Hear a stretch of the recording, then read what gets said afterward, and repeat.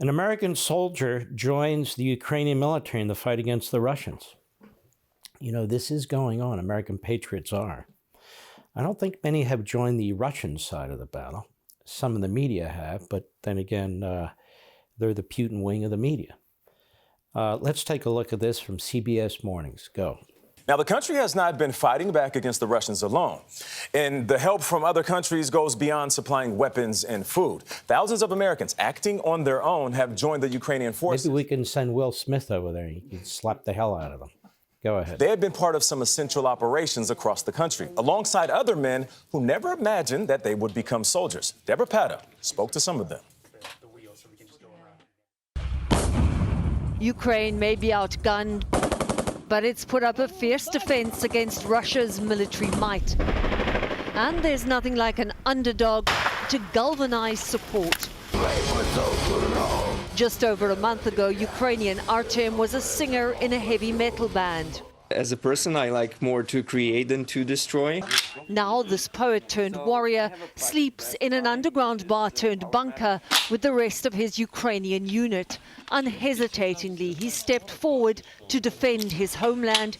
He's fighting with his heart. He's not alone.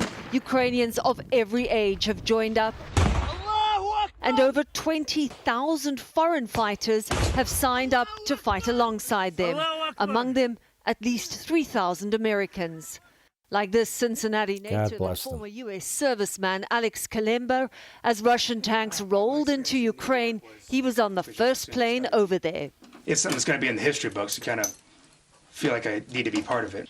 And part of it he is. He serves with Artem in a special unit with no promise of financial reward. Right now we're all volunteers, which is fine by me. They feed me, they give me ammunition. But he concedes they are in desperate need of sniper rifles and night vision gear. They've been in some of the bloodiest battles of this war, including Irpin, where Ukrainians managed to stop the Russian advance on the capital for now, as civilians fled for their lives. And what's your biggest fear? I'm not really afraid of dying, but I guess I'm afraid of losing. But this is no romantic adventure, it's war, which this other American volunteer found out the hard way. Hey dude, how are you? With the constant threat of death, Kalemba's parents back home are concerned but supportive. He has done something that he believes in, and he is helping the Ukrainian people. I'm proud of him for that. Artem and his unit feel the same way. We welcome all the help that we can get. To fight their common enemy to the end. What's your message to other Russian soldiers and to Vladimir Putin? I just wish them death. I just despise them for all what they're doing. And Kalemba's unit has already played a vital role in pushing back Russian troops just 20 miles from where we are here in the capital. Vlad? Deborah Patta in Kyiv for us. Thank you, Deborah.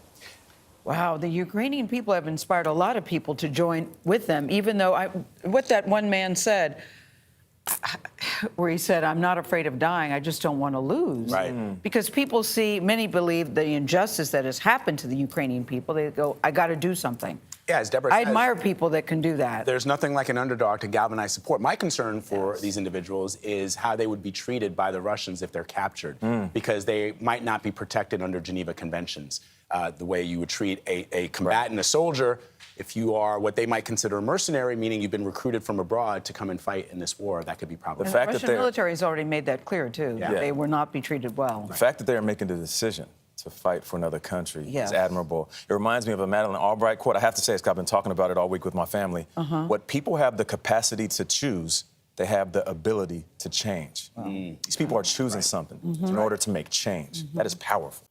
Some of us are wise and some of us are otherwise. I read that on a fortune cookie and the author is unknown, but I've never forgotten it as a kid. Anyway, those heroic Americans, they're the best of the best. They really are putting their lives on the line. 30,000 foreign fighters. It's like the Foreign Legion in France. It's fantastic. Those folks need all the weapons we can give them. They still want the MiGs and they want tanks. I keep hearing about Joe Biden, the uniter, Joe Biden, the leader. we, the American people, know that not to be the case. In addition to saying things that are not intended as a matter of policy from a commander-in-chief, which is really outrageous, it's unparalleled, unprecedented, the fact is these people need these weapons.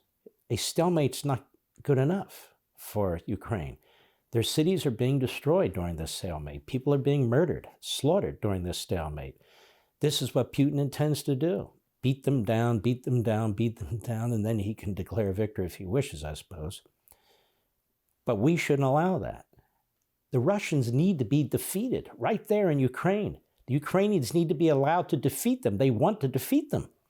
That's how you contain the battle. That's how you contain the war. And it doesn't spread to NATO and send a message to Xi and all the rest of it. By, okay, you picked this fight, you picked it here, then here it is. All these threats about nuclear weapons and so forth are, may I say, bullcrap. For more, sign up for Levin TV.